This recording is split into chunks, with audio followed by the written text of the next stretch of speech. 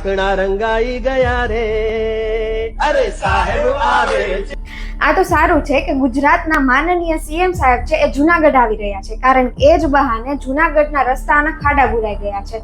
રસ્તા ઉપર ચોખ્ખો થઈ ગયો છે, રસ્તા પરનો કચરો દૂર કરી દેવામાં આવ્યો છે અને વારંવાર પાણી પણ છાંટવામાં આવે છે જેથી ધૂળ ના ઉડે. તંત્રએ એલઈડી લાઇટનું કામ પણ જોરશોરથી ઉપાડી લીધું છે અને જુનાગઢને રંગરોગાન અને કલર કામ કરીને નવી દુલ્હનની જેમ તૈયાર કરી દીધું છે, એ પણ રાતોરાત.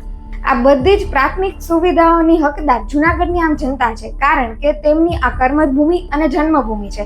તેમજ તેમણે દર વખતની ચૂંટણીમાં ભાજપને ખોબલે ને ધોબલે મત આપીને ચૂંટ્યા છે. પરંતુ આવો વિચાર તંત્રને ક્યારેય નથી આવતો અને કદાચ આવે છે તો એમની દાનત ખોટી છે. લાગે છે કે એવું ફરજિયાત કરી દેવું જોઈએ કે દર મહિને કોઈને કોઈ મંત્રી કે રાજકારણી છે જુનાગઢની મુલાકાતે આવે, જેથી જુનાગઢની આમ જનતા છે એ આવી પ્રાથમિક સુવિધાઓથી વંચિત ન રહે જાય. આ વિશે તમારું શું માનવું છે?